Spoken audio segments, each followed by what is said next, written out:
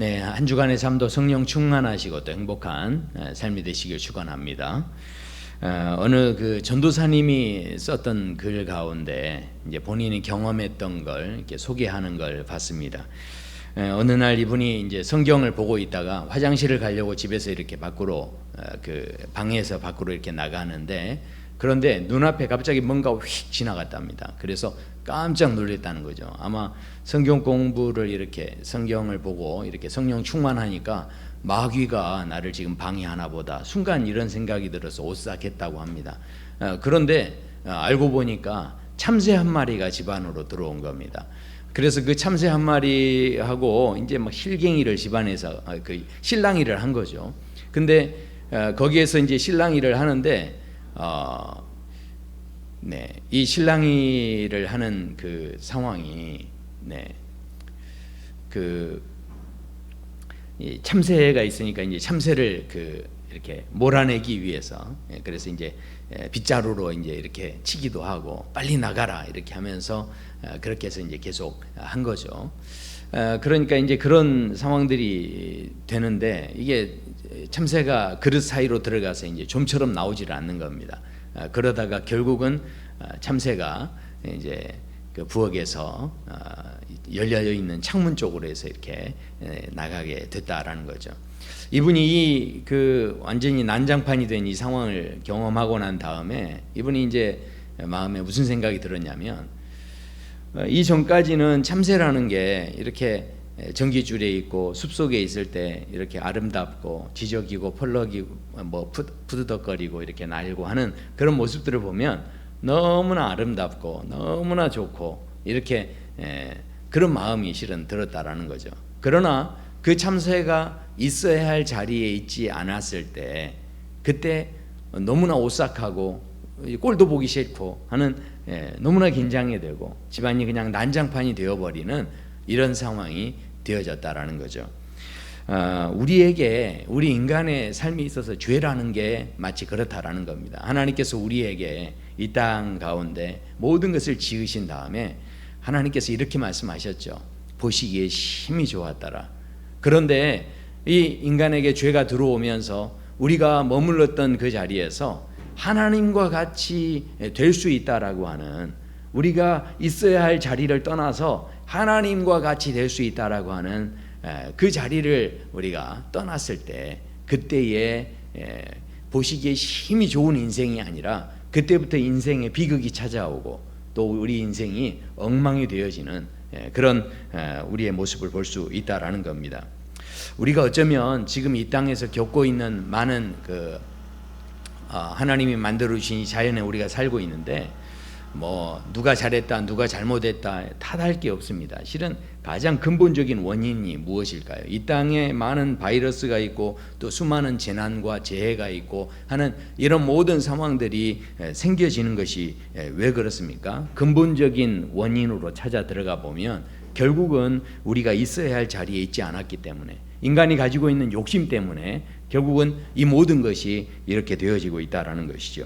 오늘 우리가 보게 되는 본문은 다윗이, 시편 기자였던 다윗이 유다 광야로 도망을 쳤을 때, 그래서 그 유다 광야에서 지어지는 그런 시였습니다.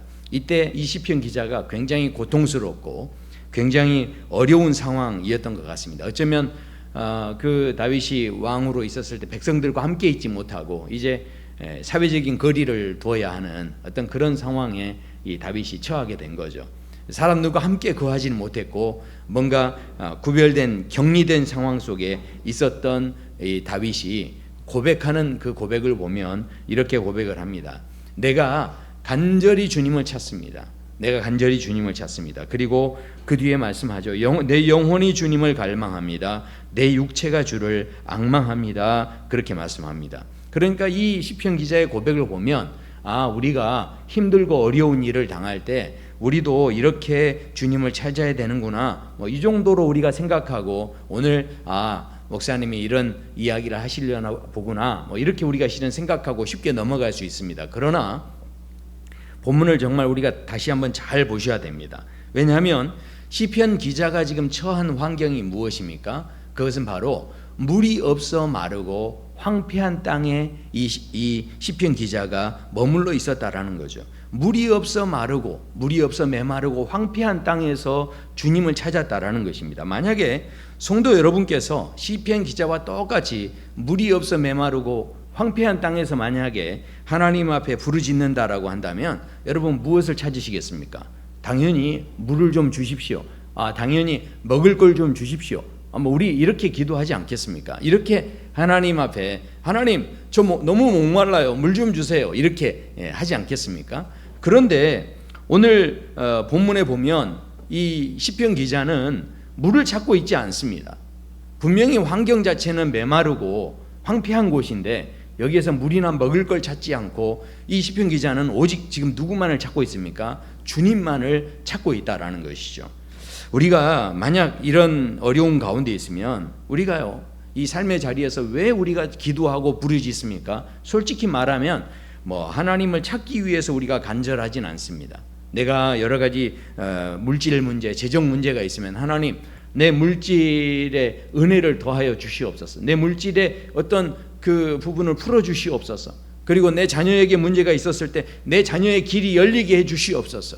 우리가 여러 가지 문제를 내가 병에 걸렸으면 어떻습니까? 내 병을 고쳐 주시옵소서. 실은 우리가 문제를 만날 때 모두 다 우리가 고백하고 기도하고 하는 집중하는 것들이 나의 이 부족함을 나의 이 결핍함을 채워 주시옵소서. 이것이 우리의 기도의 제목입니다. 그런데 그런 문제들을 우리가 만났을 때 하나님 앞에 나와서 내가 하나님을 더 알고 싶습니다. 하나님 만나고 싶습니다. 실은 이렇게 기도하지는 않는다라는 것입니다. 그러나 오늘 이 시편 기자는 좀 특별합니다. 이런 그 황폐한 상황에서 메마른 상황에서 주님을 찾고 있다라는 것이죠. 2절을 보시면요. 2절의 고백이 좀 더 흥미롭습니다. 왜냐하면 내가 주의 권능과 영광을 보기 위하여 이와 같이 성소에서 주를 바라보았나이다. 그렇게 말씀합니다. 그러니까 이 지금 뭐라는 겁니까? 생각해 보십시오. 성소에서 하나님 앞에 지금 영광을 돌리고 찬양하고 주님의 영광과 권능을 보기 원합니다.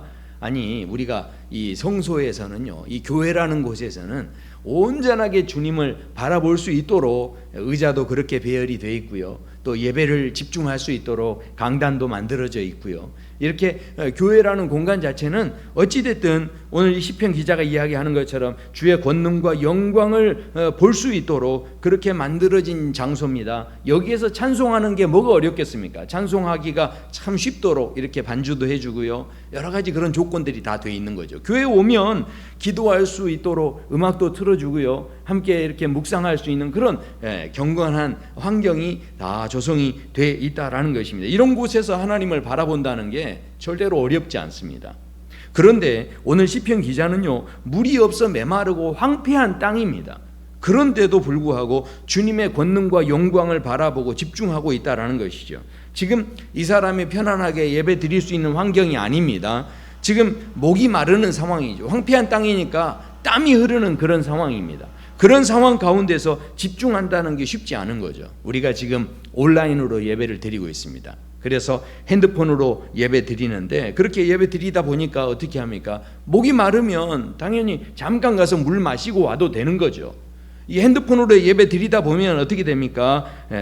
그 핸드폰이다 보니까 여기에 전화라도 오면 얼른 전화 잠깐 받고 그 다음에 다시 또 예배 드리게 이렇게 되기도 할 수 있습니다. 그리고 혹시 집에 곰국이라도 혹시 끓여 놓으셨으면 잠깐 가서 불도 좀 줄여놓고 이제 이렇게 와서 또 예배 드리고 이런 것들이 얼마든지 지금 가능한 상황이 되어졌다라는 것이죠. 이런 상황에서 주님의 영광과 권능을 바라보기가 쉽겠습니까? 아니면 이렇게 모든 게 조성된 그런 교회에 와서 그렇게 주님의 영광과 권능을 바라보기가 더 쉽겠습니까? 당연히 준비된 곳에 와서 주님의 영광과 권능을 바라보기가 더 쉬운 거죠. 그러나 오늘 다윗은 뭐 했다는 겁니까?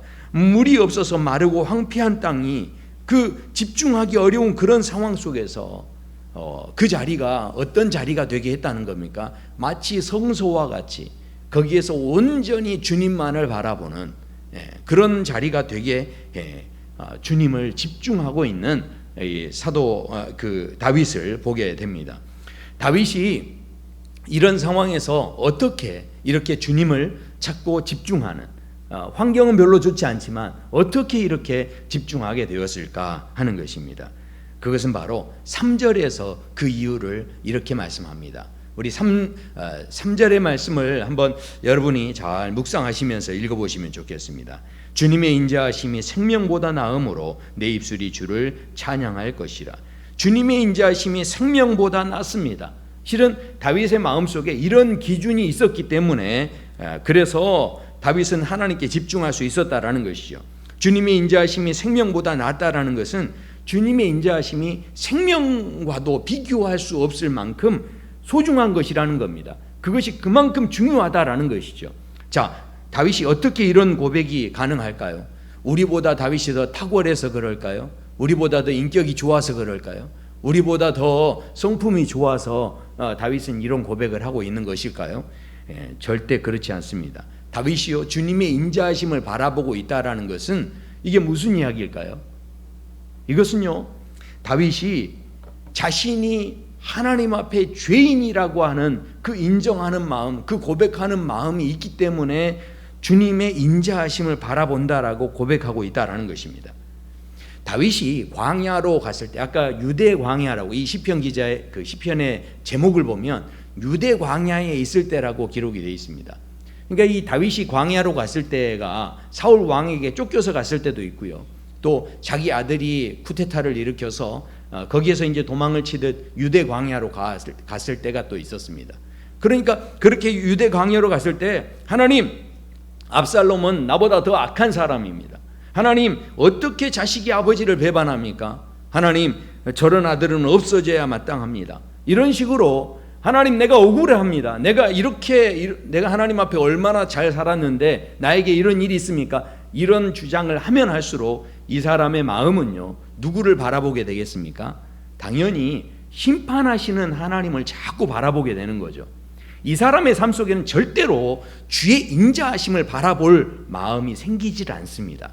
그러나 다윗이 주님의 인자하심을 바라봤다라는 것은 결국 무슨 이야기일까요? 그 모든 상황 속에서 누구의 탓이나 누구의 잘못을 생각한 게 아니라 다윗이 주님의 인자하심을 바라볼 수밖에 없었다라는 것은 자신이 철저하게 죄인이다라는 것을 고백하고 인정하는 마음이 있었기 때문에 지금까지 이렇게 되어지고 아들마저 나를 이렇게 그 쿠데타를 일으켜서 나를 쫓아내는 지경에까지 이른 것이 누구 탓도 아니고 바로 나의 죄 때문이다 라고 하는 그 고백이 있었기 때문에 이때 비로소 누가 보이기 시작합니까? 나에게 인자하심을 베풀어 주실 그 주님을 바라볼 마음이 생기기 시작했다라는 것이죠. 다윗이요, 지금 사람들이 얼마나 큰 죄를 가지고 있느냐, 작은 죄를 가지고 있느냐, 이것이 지금 누구 책임이냐, 누가 더 잘했느냐, 누가 더 못했느냐, 지금 여기에 집중하면 절대로 가질 수 없는 마음이 바로 이 주님의 인자하심을 바라보는 마음입니다. 누가 더 잘했냐 잘못했냐를 따지면 계속 무슨 생각을 하겠습니까? 정의로우신 하나님, 공의로우신 하나님, 심판해 주시는 하나님, 억울함을 갚아주시는 하나님, 그런 하나님을 계속 생각할 수밖에 없는 거죠. 그러나 다윗의 마음엔 지금 전혀 그런 마음이 없는 겁니다. 이 모든 상황을 보고 있는 이 다윗이 이 모든 책임이 다 누구에게 있다는 겁니까? 나에게 있다는 거죠. 그러니 어떻습니까? 그 하나님을 바라볼 때 하나님, 나를 불쌍히 여겨 주시옵소서, 나에게 인자를 더하여 주시옵소서, 이런 고백이 나올 수밖에 없다라는 거죠. 그래서 다윗의 모습을 보면 억울하다든가 분통이 터진다든가 복수할 방법을 달라든가 이런 고백이 없습니다.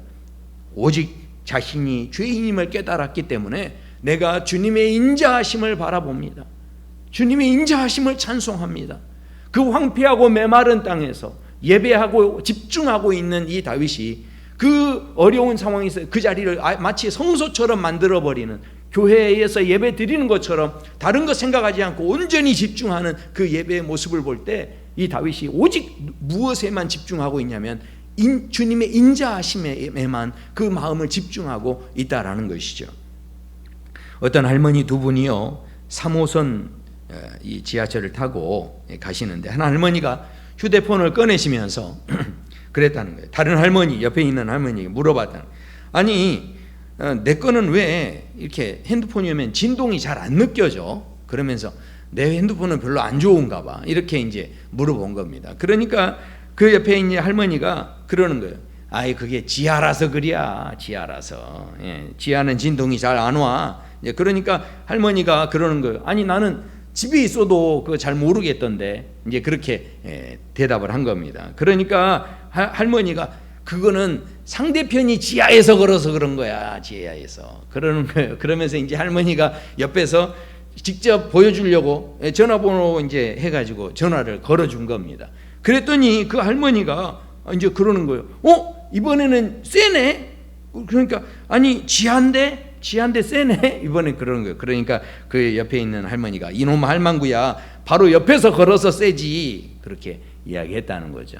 그러니까 자, 생각해 보십시오. 뭐 누가 이렇게 또 재미있으라고 이야기한 거지만, 그러나 이 할머니들의 그 대화를 들을 때 그 기술자들은 어떤 마음을 갖겠습니까? 그 핸드폰 전문가들은 어떤 마음을 갖겠습니까? 할머니들끼리 이야기하는 게 얼마나 한심해 보이겠습니까? 어쩌면요, 우리가 인생의 문제가 그렇다라는 거죠. 우리가 옳고 그르다 하면서 논쟁하고요, 시시비비를 가리고요, 서로 따지고 누가 더 옳으냐, 누가 더 죄를 덜 지었느냐, 서로 이렇게 막 이야기하는데, 이 모든 것들이 어쩌면 부질없다. 우리끼리 이렇게 치고받고 하는 게 실은 아무 의미가 없다라는 겁니다. 하나님 보시기에는 어떻겠습니까? 누가 더 큰 죄인이고 누가 더 작은 죄인이고 누구 책임이 더 크고 누가 더 그러면 이 상황에서 더 의로운 것인가? 이것을 우리가 따지고 치고받고 하는 그 상황 자체가, 다윗이요, 실은 자신의 인생에서 이 땅에서 살아가는 그 삶의 모습을 볼 때 이것이 얼마나 부질없는 것인가 하는 것을 분명히 깨닫는 마음이 있었다라는 것이죠. 압살롬에게 배반을 당하고 쫓겨나서 광야로 갈 때, 그래서 이 다윗은 뭐라고 합니까? 사람들에게 부탁합니다. 압살롬을 죽이지 말아달라. 왜 이렇게 부탁했을까요? 다윗은요, 지금 누가 더 나쁘냐 좋냐 여기에 매여 있지 않은 겁니다.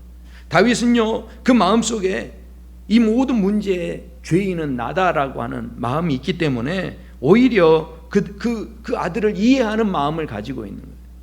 그리고 어떻습니까? 내가 죄인이라는 그 깨달음과 고백이 있으니까 이 다윗에게 한 가지만 보이기 시작하는 거예요. 그게 뭐냐면, 우리 인생에 반드시 주님의 인자하심이 필요하다는, 오직 그 길만이 우리가 살 수 있는 길이다라고 하는 그 한 가지만 보이기 시작한 겁니다. 그러니까 다윗이 그 고백을 하고 있는 것이죠. 제가 이렇게만 말하면 여러분들이 아유, 그 목사님이 그냥 그렇게 지어낸 이야기죠, 이렇게 생각할지 모르는데 절대 그렇지 않습니다. 다윗을 보시면요, 실제로 다윗이 그 메마르고 황폐한 땅으로 도망칠 때 다윗이 어떤 마음이었는지를 우리가 찾아볼 수가 있습니다. 사무엘상에 보시면 15장에 압살롬이 이제 반역을 일으켜서 그래서 이 광야로 나올 때 사독이라는 제사장이 하나님의 언약궤를 메고 쫓아나옵니다. 그러니까 하나님의 언약궤를 메고 나와서 다윗 앞에 서니까, 그때 그 다윗이 그 상황을 보고, 야, 우리가 다윗이라고 한다면 참 잘했다, 참 너 수고했다, 이렇게 아마 할 겁니다. 왜냐하면 이 언약궤 중심으로 이스라엘은 움직였기 때문에, 비록 다윗이 광야로 나왔어도 언약궤가 광야로 따라오면, 그러면 이 모든 왕권은 누가 인정해 주는 겁니까? 하나님이 다윗을 인정해 주는 거죠. 그러니까 이 언약궤가 있다라는 것이 얼마나 중요한 일인지 모릅니다. 그러니까 이 사독 제사장에게 너 참 잘했다, 이렇게 이야기할 수 있을 겁니다. 그런데 그때 다윗이 이렇게 이야기합니다. 왕이 사독에게 이르되, 보라, 하나님의 궤를 성읍으로 도로 메어가라. 만일 내가 여호와 앞에서 은혜를 입으면 하나님이 나를 그 자리에 다시 가게 하실 거라는 거죠. 그리고 뭐라고 합니까? 내가 너를 기뻐하지 아니한다 하시면 무슨 이야기입니까? 내 종이 여기 있으니 선히 여기신 대로 행하시옵소서. 이게 지금 무슨 이야기입니까? 언약궤를 가져오면 너무나 좋긴 하겠지만, 그러나 지금 다윗이 생각하는 것이 무엇입니까? 하나님이 좋아하시지 않으면 아무 소용이 없다는 겁니다. 언약궤를 10개를 가져오든 20개를 가져오든 결국은 무슨 이야기입니까? 하나님이 좋아하시지 않으면, 하나님이 기뻐하시지 않으면 아무 소용이 없다라는 것이죠. 하나님께서 나를 하지만 불쌍히 여겨주시고 나를 선하게 여겨주시고 나에게 인자를 더하여 주시면, 그렇다면 무엇입니까? 결국은 언약궤에 있는 곳으로 나를 보내주실 거라는 것이죠. 결국 이 말의 뜻이 무엇입니까? 다윗은요, 지금 누가 더 옳은가 그른가에 지금 마음이 있는 게 아닙니다. 다윗의 마음은 오직 누구에게 있습니까? 지금 이 순간에 하나님이 나를 불쌍히 여겨주시는가, 여기에 지금 온 마음이 집중해 있다라는 것이죠. 지금 아들에게 반역을 당해서 쫓겨서 광야로 가는데 그때 이 다윗의 심정이 여기에 정확하게 표현이 되어 있습니다. 그런데요, 이것뿐만 아닙니다. 이렇게 이제 광야로 계속 도망을 가는데 광야의 한 곳에 이르렀을 때 이제 누구를 만났냐면 시므이라는 사람을 만납니다.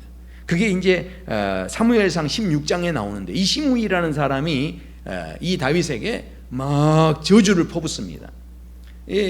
그냥 지나가게 하지 않고 막 욕을 해대는 겁니다. 손가락질을 해대고요, 막 돌을 던지고요, 이렇게 하면서 저주를 하는 겁니다. 그때 이 상황을 봤을 때 다윗이 그야말로 상대도 되지 않는 그 시므이가 이렇게 했을 때 그냥 화풀이 하듯이 가서 싹 쓸어버릴 수 있는 거죠. 함께 했던 군사들 데리고 가서 그냥 다 쳐부숴 버릴 수도 있는 것입니다. 그런데 다윗은요, 그때 뭐라고 하냐면 이렇게 이야기합니다. 또 다윗이 아비새와 모든 신하들에게 이르되 하면서 그가 저주하게 내버려 둬라, 이렇게 이야기합니다. 저주를 하도록 내버려 둬라. 그리고 12절에 이렇게 말씀합니다. 혹시 여호와께서 나의 원통함을 감찰하시니, 오늘 그가 저주하는 것 때문에, 오히려 그것 때문에 하나님께서 나에게 선으로 갚아 주실지 누가 아느냐. 오히려 그 저주하게 내버려 두라는 겁니다. 오히려 그걸 보시고 하나님이 더 나를 불쌍히 여기시고 더 나를 인자하게 보셔서, 그래서 하나님께서 결국은 나에게 선함을 허락해 주실 기회가 될 수 있다라고 그렇게 말씀하고 있다라는 것이죠. 무슨 이야기입니까? 다윗은 계속해서 누구를 원망하거나 누구를 욕하거나 누구를 탓하고 있는 것이 아닙니다. 오직 자신의 삶에 무엇이 임하기를 원합니까? 주님의 인자하심이 임하기를 원하는 마음으로 가득 채워져 있다라는 것이죠. 어쩌면 우리가 지금 그런 것 같습니다. 우리가 인생을 살아가는 가운데 어쩌면 우리가 많은 메마름과 또 황폐한 땅에 내몰려질 때 우리가 저놈을 무찔러야 된다, 나를 내몰았던 저놈에게 원수를 갚아야 된다, 저 사람이 나쁜 사람이다, 그렇게 우리가 생각하는 순간 우리는요, 우리의 삶에서 인자하신 주님을 잃어버릴 수밖에 없습니다. 우리가 심지어는 하나님 앞에 나와서 예배하고 기도하고 부르짖는다고 해도 내가 죄인이라는 마음, 인정하는 마음이 없으면요, 내가 부르짖고 아무리 기도하고 아무리 많은 예배를 드려도 그것은 하나님을 갈망하는 것이 아니라 오히려 나에게 내 분노와 내 이 원망, 내 이 원수를 갚아주시옵소서, 오히려 그 모든 상황 속에서 아우성치는 모든 기도 소리가 결국은 내 유익을 위해서 하는 그런 함성일 뿐인 거지, 이것이 정말로 하나님의 인자하심을 끌어내기 위한 부르짖음은 될 수 없다라는 것이죠. 아무리 수많은 예배를 드려도, 아무리 수많은 기도를 드려도 그것은 그저 무의미한 그 분함에 겨워서 그저 외치는 소리일 뿐이고 무의미한 그런 함성에 지나지 않는다라는 것입니다. 그러나 오늘 다윗은 그렇지 않았습니다. 오직 주님만을 찾고 있습니다. 이 주님만을 찾는다는 게 그냥 되는 게 아니라는 거죠. 바로 이 모든 일에 대한 책임이 나에게 있습니다. 이런 중심이 있었기 때문에, 이런 기준이 있었기 때문에 그의 기도가 찬송이 될 수 있었고, 또 그 인자하심을 바랬던 이 다윗의 삶에 생각해 보십시오. 주님의 인자하심이 생명보다 낫다는 거예요. 어떻게 우리가 이 생명 내놓는 것보다 이게 더 나을 수가 있겠습니까? 결국은 내가 죽더라도, 내가 비록 죽더라도 주님의 인자하심만 임한다고 한다면, 그렇다면 그 생명과도 비교할 수 없는 그 놀라운 은혜가 바로 이 주님의 인자하심이라는 것이죠. 사랑하는 성도 여러분, 우리가요 지금 한국교회가 또 우리 대한민국 모든 사람들이 우리끼리 치고받고 싸우는 게 중요한 게 아니라 우리의 삶의 자리에 온전히 하나님의 인자하심이 임해야만, 그것이 바로 우리 민족이 살 길이고 우리 모두가 살 길이고, 그것이 바로 우리의 목숨보다도 더 중요한 것이 될 수 있다라고 오늘 다윗은 우리에게 도전하고 있습니다. 그 인자하심을 경험했던 이 다윗이 그 뒤에 어떤 일이 일어납니까? 4절에 말씀합니다. 이러므로 나의 평생에 주님을 송축합니다. 그리고 5절에 말씀합니다. 하나님의 베푸시는 은혜는 이 땅에서 기름진 음식을 먹는 것보다도 더 달콤합니다. 그렇게 말씀합니다. 그리고 6절에 말씀합니다. 내가 나의 침상에서도 하나님을 묵상합니다. 내가 잠자리에 들거나 일어날 때에도 내가 하나님을 찬양합니다. 그리고 구원에 대해서 확신하며 주님의 날개 그늘 아래 거합니다. 그런 고백이 되어지고 있다는 것이죠. 무슨 이야기입니까? 그 주님의 인자하심을 바라봤더니 점점 더 내 주변의 환경이 바뀐 게 아니라 내가 바뀌는 겁니다. 내가 주님을 찬양하지 않으면 안 되는 그런 놀라운 평안함과 자유함을 느끼게 되는, 어떤 것에도 매이지 않는 그런 하나님의 주시는 그 충만함을, 은혜를 충만하게 누리는, 어떤 것에도 묶이지 않는 삶이 되어지는 그런 자리에까지 이르게 되는 놀라운 은혜가 다윗의 삶에 임했다라는 것이죠. 저와 성도 여러분의 삶에 이런 은혜가 있기 원합니다. 우리 모두에게 지금 당장 필요한 것은 바로 주님의 인자하심입니다. 우리 각자의 삶에 이것만큼 소중한 게 없습니다. 주님의 인자하심만 받을 수 있다고 한다면, 주님의 인자하심만 덧입을 수 있다고 한다면 그것으로 모든 건 다 해결되는 줄로 믿습니다. 그 인자하심을 구하시길 바랍니다. 그 인자하심으로 다시 일어서시게 되기를 축원합니다.